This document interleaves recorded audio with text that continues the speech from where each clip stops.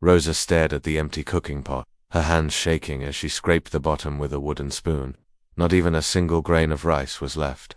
The metal bottom made a hollow sound that seemed to echo through their tiny one-room house made of old wood and tin sheets. Outside, she could hear her 3 children playing quietly in the dusty yard. 7-year-old Diego was trying to make his little sister Lucia laugh, but even at 5 years old, Lucia had learned not to ask for food when there wasn't any. Baby Antonio sat in the shade, too tired to crawl around like other children his age. Rosa closed her eyes and took a deep breath. The smell of cooking food from her neighbor's house drifted through the thin walls, making her stomach twist with pain. When was the last time her children had eaten a proper meal? 3 days ago. 4. She had lost count. The drought had been going on for 8 long months now. The small farm where her husband worked had dried up completely. All the crops had died, and there was no work for anyone in their village. Every family was struggling, but some were managing better than others. Rosa's family was among the worst off. Her husband Miguel had left 3 weeks ago, promising to find work in the big city. "I'll send money as soon as I can," he had said, kissing her forehead before walking away with just a small bag and 20 pesos in his pocket. The last message she got from him was short and heartbreaking. "No jobs here. Very sorry." Those words kept playing in her head over and over again. She knew Miguel was a good man who loved his family, but knowing that didn't fill her children's empty stomachs. Rosa walked to the small mirror hanging on the wall. The woman looking back at her was thin and tired. Her cheeks were hollow, and her clothes hung loose on her body. She had been giving most of her food to the children, eating only small bites when they weren't looking. From outside, she heard Diego's voice getting weaker as he tried to play with his sister. "Let's pretend we're cooking a big feast," he said. "What should we make today?" "Rice with chicken," Lucia replied in a small voice, "and maybe some bread with honey." "Yes, and vegetables too. Mama always says vegetables make us strong." Rosa felt tears burning in her eyes. Her children were playing games about food because they didn't have any real food to eat. This wasn't right. Children should be running around, laughing loudly, getting into trouble. Instead, her babies were too weak to even play properly. She went to the small wooden box where she kept their important papers and the little money they had left. Inside, there were only a few coins and a crumpled 5-peso note. It wasn't enough to buy even a small bag of rice. The local store owner, Don Carlos, had been kind at first. He had let Rosa buy food on credit when Miguel first lost his job. But last week, he had shaken his head sadly when she asked for more help. "I'm sorry, Rosa," he had said. "I have my own family to think about. I can't give any more credit." She understood. Everyone was struggling. The government trucks that used to bring food to their village hadn't come in 2 months. Some people said the government had forgotten about their small community. Others said there simply wasn't enough food to go around anywhere. Rosa sat on the single bed that all 4 of them shared at night. The mattress was old and thin, but it was all they had. She looked around their small home at the few pots and pans, the wooden table Miguel had made with his own hands, the pictures of happier times stuck to the walls. As the sun began to set, she called her children inside. Diego helped Lucia climb onto the bed while Rosa picked up baby Antonio. He felt so light in her arms, much lighter than a child his age should feel. "Mama," Lucia whispered as Rosa tucked a thin blanket around them. "My tummy hurts." Rosa knew it wasn't sickness making her daughter's stomach hurt. It was hunger, the deep, painful kind that never goes away. She had felt it herself for weeks now. "I know, sweetheart," Rosa whispered back, stroking Lucia's soft hair. "Try to sleep. Sometimes sleeping helps."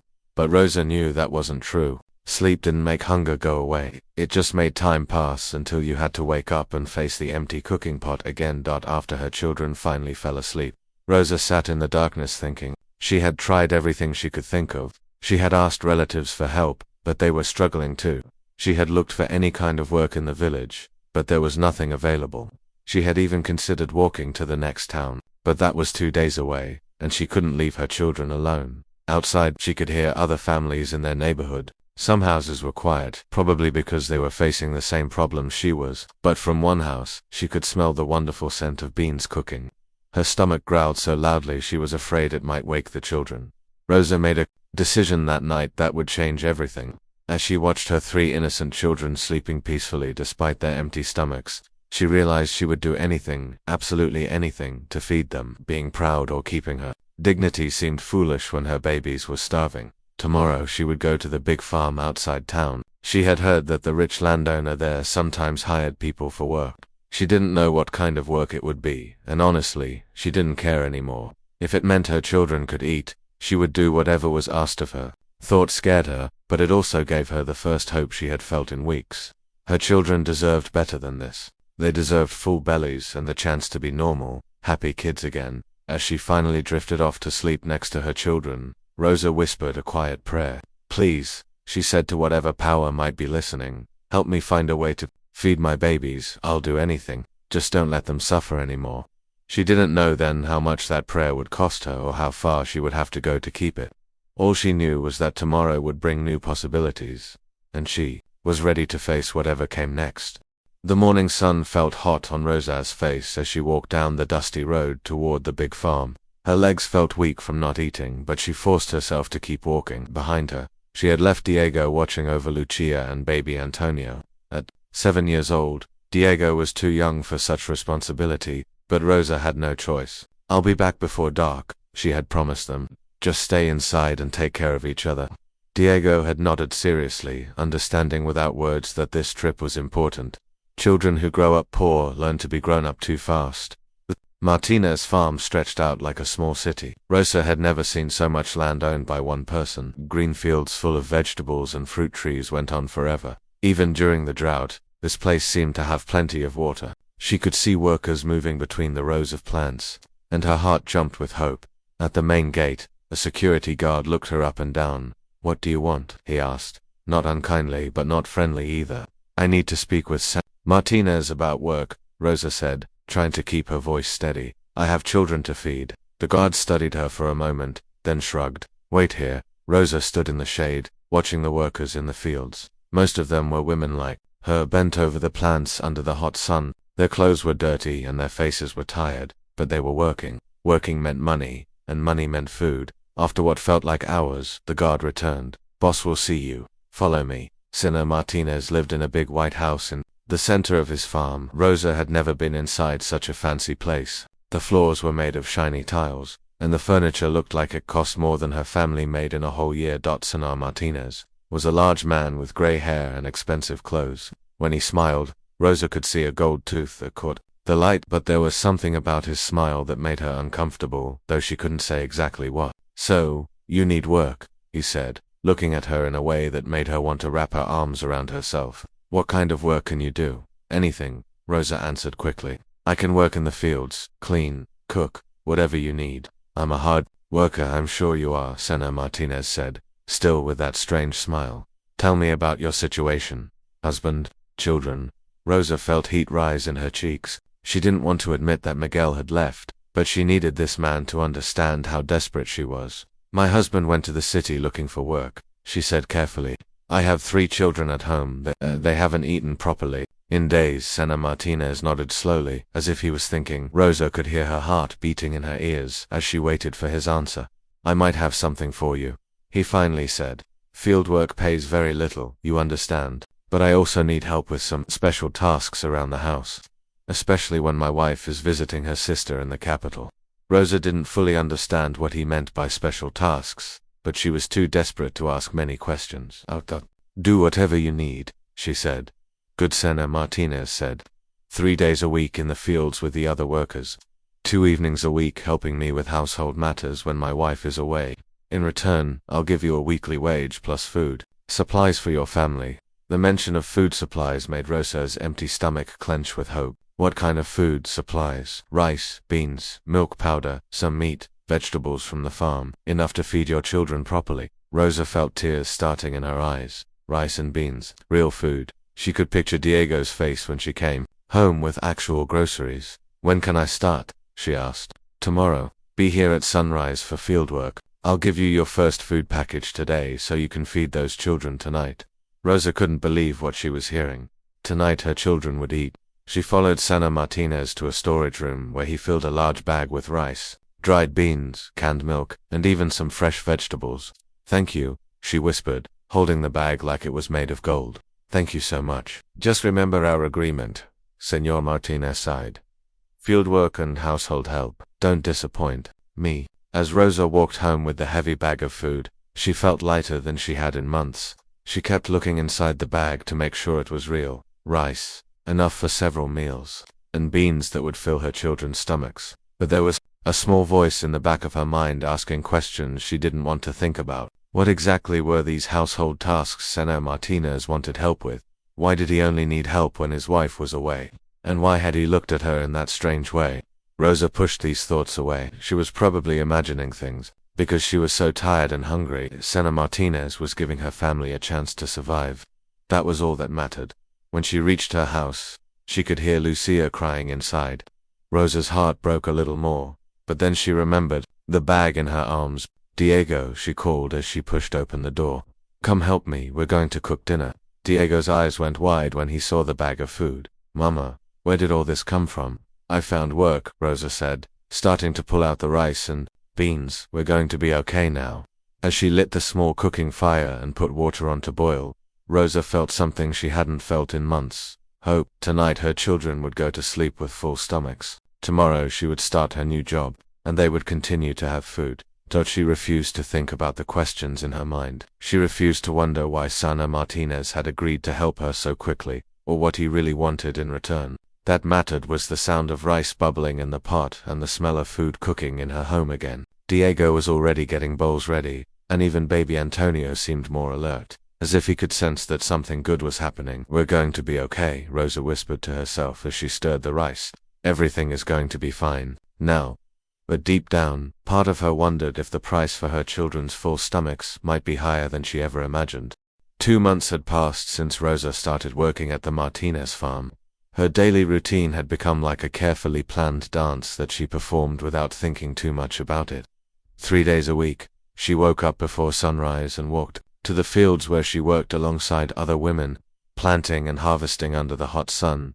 The field work was hard but honest. Rosa's hands had become rough and dark from the soil, but she didn't mind. When she was working in the fields, she felt normal.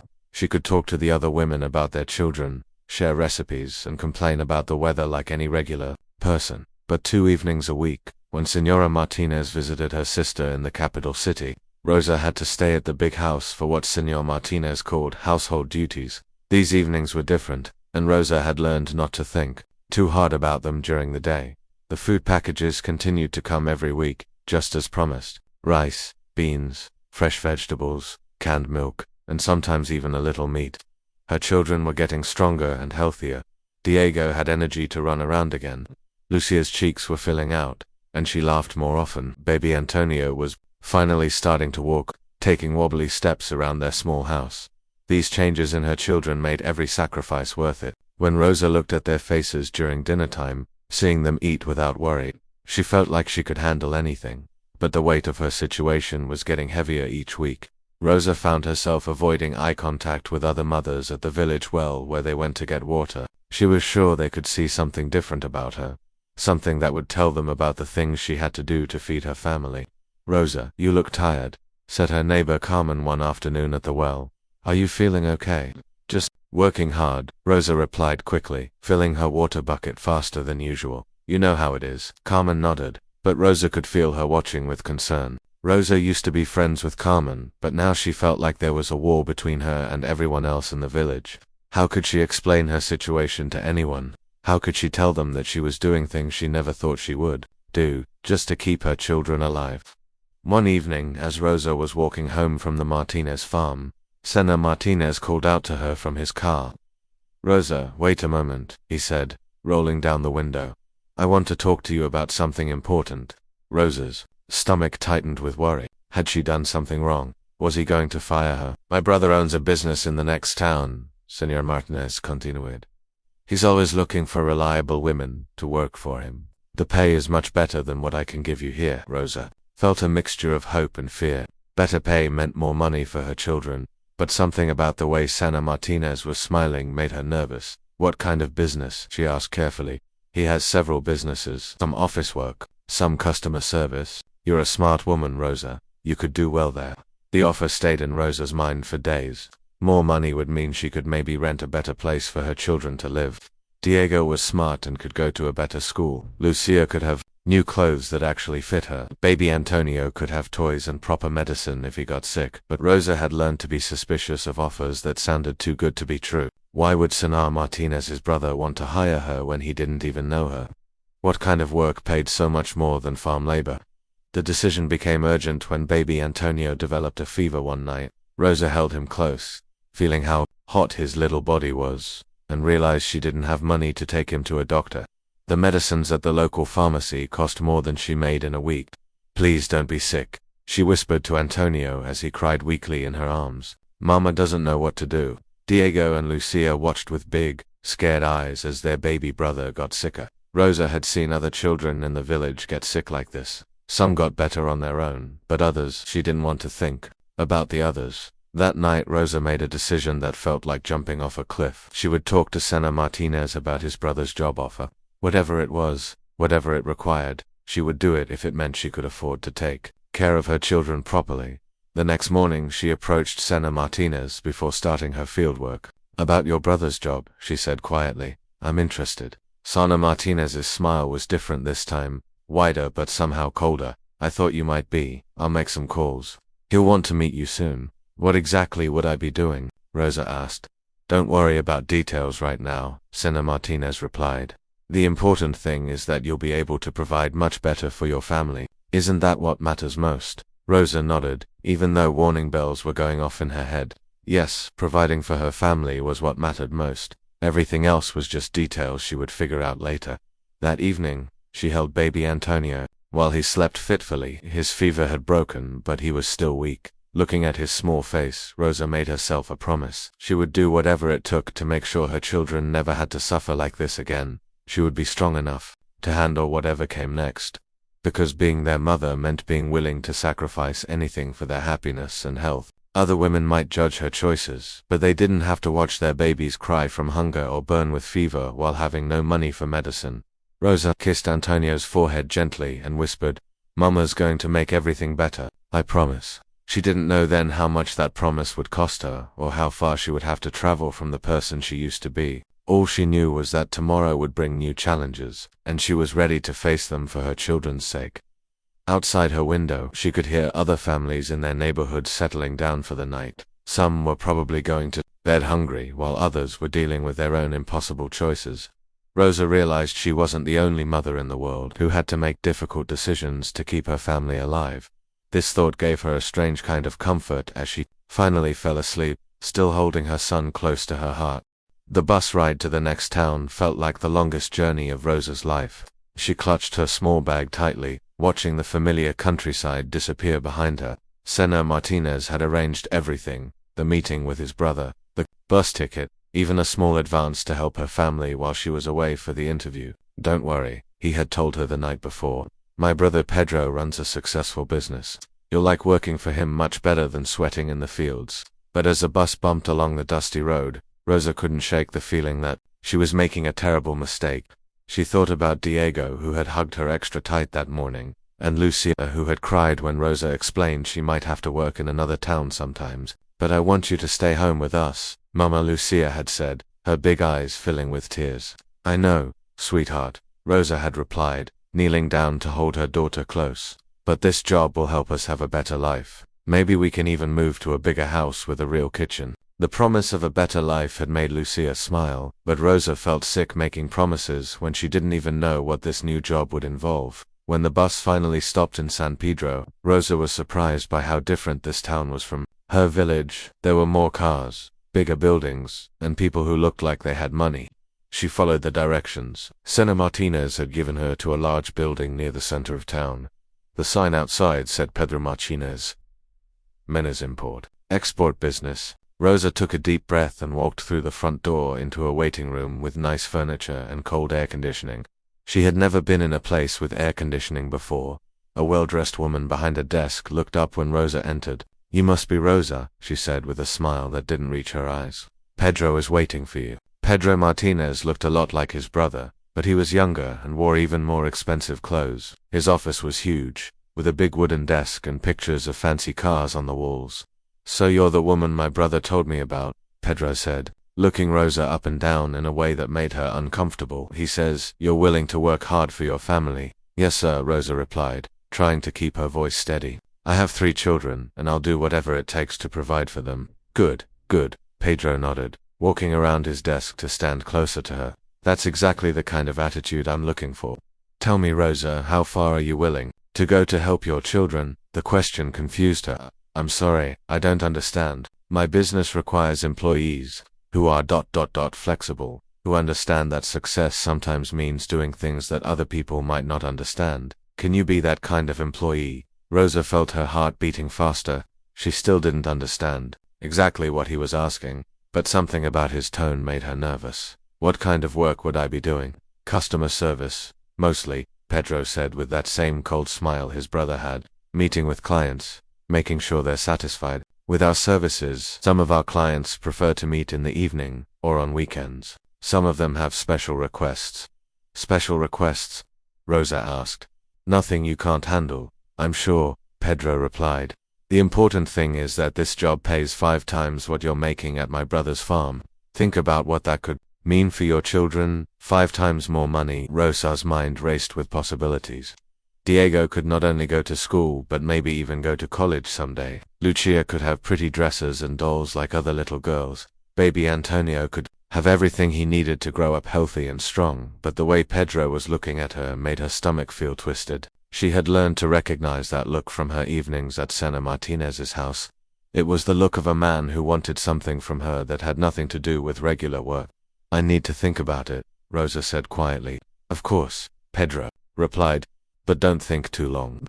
Opportunities like this don't come around often for women in your situation. As Rosa walked back to the bus station, her mind was spinning with confusion and fear.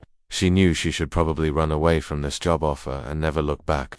But then she thought about baby Antonio's fever and how helpless she had felt not being able to afford medicine. She thought about Diego's torn school uniform and Lucia's shoes with holes in them. On the bus ride home, Rosa sat next to an older woman who was returning from visiting her daughter in the city. You look troubled, dear, the woman said kindly. Is everything all right? Rosa almost started crying right there on the bus. She wanted so badly to talk to someone about her situation, to ask for advice, to have someone tell her what to do. I'm trying to decide about a job, Rosa said carefully. It pays well, but I'm not sure if it's right for me. The older woman nodded. Sometimes we have to make difficult choices for our families. The important thing is to remember who you are inside, no matter what you have to do on the outside. Those words stayed with Rosa for the rest of the trip home. Who was she inside?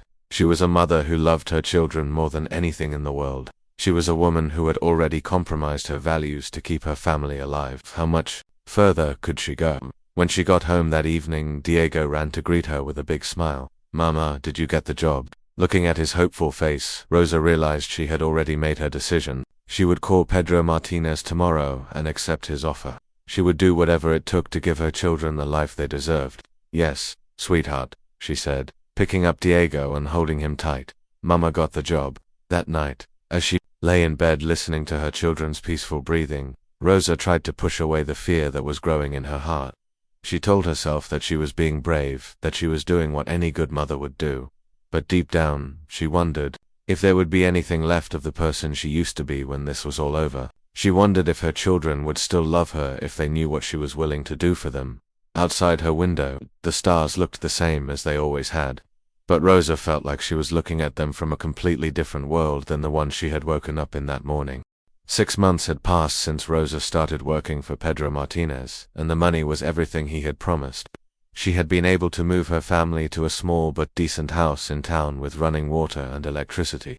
Diego was attending a better school and had new books and uniforms. Lucia had toys and pretty dresses. Baby Antonio was growing strong and healthy with proper food and vitamins. From the outside, their life looked so much better than before. But Rosa felt like she was living 2 completely different lives that never touched each other. During the day she was just a regular mother taking care of her children, cooking their meals, helping Diego with homework, and playing with Lucia and Antonio. These were the moments that kept her going, seeing her children laugh and grow without worry about where their next meal would come from. But the work she did to pay for this better life was slowly eating away at her soul. Every time she had to travel to the city for Pedro's client meetings, she felt like she was leaving a piece of herself behind.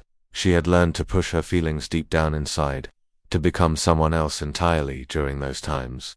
The breaking point came on a quiet Tuesday evening when 7-year-old Diego looked up from his homework and asked, Mama, why do you cry in your sleep? Rosa's heart stopped. She thought she had been hiding her pain so well. What do you mean, sweetheart? Sometimes at night, I hear you making sad sounds, Diego said with the serious expression he got when he was worried. Are you having bad dreams? Rosa knelt down next to her son and pulled him into a hug. She realized that her trauma was beginning to touch the very children she was trying to protect. This couldn't continue. Mama's just been very tired from work, she said softly. But don't worry about me, okay? You just focus on being a good student. But that night, after her children were asleep, Rosa sat at her small kitchen table and really looked at her life for the first time in months. Yes, her children had food and clothes and a decent place to live. But what kind of mother was she becoming? What was she teaching them about how to survive in the world? She thought about her own mother, who had worked as a seamstress for rich families. Her mother had been poor, but she had kept her dignity. She had taught Rosa that being poor didn't mean you had to lose yourself. The next morning, Rosa saw a small poster at the local church. Women's Craft Circle learn traditional skills every Thursday at 7 p.m. Something about those simple words gave her hope for the first time in months. That Thursday, Rosa nervously walked into the church basement, where a group of women were sitting around tables, working on embroidered tablecloths and woven bags. An older woman with kind eyes welcomed her. I'm Sister Carmen, she said warmly. Are you interested in learning some traditional crafts? I used to embroider when I was younger, Rosa said quietly, but I haven't done it in years. Well, you never really forget, Sister Carmen smiled. Here, sit next to Anna, she can help you get started again. Anna was a woman about Rosa's age, with gentle hands and a quiet voice. As they worked on their embroidery, Anna shared her story. She had lost her husband in an accident and had been struggling to feed her two children. Through the craft circle, she had learned to make beautiful items that tourists bought at the local market. It doesn't pay as much as other kinds of work, Anna admitted, but I can sleep peacefully at night knowing I'm earning honest money. Those words hit Rosa like a punch to the stomach. When was the last time she had slept peacefully? Over the next few weeks, Rosa attended every craft circle meeting. She learned to make intricate embroidered shirts, woven bags, and painted pottery. Her hands remembered the skills her grandmother had taught her years ago. More importantly, she remembered who she used to be. The women in the craft circle didn't ask questions about each other's past. They simply supported each other in building better futures. Some were widows, some had been abandoned by their husbands, others had escaped difficult situations, but they were all trying to find honest ways to support their families. Sister Carmen pulled Rosa aside after a month of meetings. You have real talent, she said, and I can see you're carrying a heavy burden. Would you be interested in helping me expand this program? We need someone to teach other women and help sell our products at the weekend markets. Rosa felt tears. In her eyes, someone was offering her a chance to do meaningful work, to help other women like herself, to be proud of what she did for a living. But it won't pay as much as other kinds of work, Rosa said hesitantly. No, Sister Carmen agreed, but sometimes the most important payment isn't money. It's being able to look at yourself in the mirror and like the person you see. Making the transition away from Pedro's work was the scariest thing Rosa had ever done. She had to slowly reduce her hours while building up her craft income. She sold her embroidered items at the weekend market, saved every peso, and lived more simply than she had in months. But Pedro wasn't happy when Rosa told him she was leaving. You'll be back, he said coldly. Women like you always come back when the money runs out. But Rosa had something now that she hadn't had before, hope and a community of women who believed in her. Anna helped her learn bookkeeping. Sister Carmen introduced her to shop owners who bought their crafts. Other women in the circle watched her children when she needed to work late.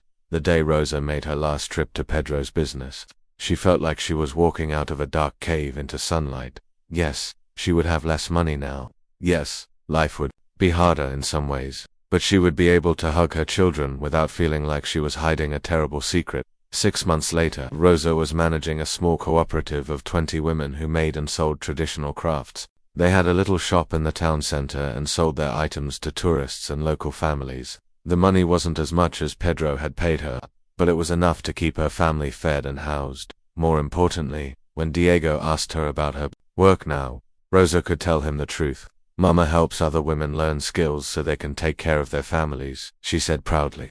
That sounds like important work, Diego replied, and Rosa's heart filled with warmth. On quiet evenings, when her children were doing homework at their kitchen table, Rosa sometimes embroidered by the window. She thought about the woman she had been forced to become and the woman she had chosen to be afterward. Both were part of her story, the desperate mother who would sacrifice anything, and the survivor, who had found her way back to herself. She never forgot where she had come from or what she had endured. But now she used her experience to help other women find alternatives to the impossible choices she had been forced to make. Rosa had learned that sometimes the longest journey isn't to a new place, but back to yourself.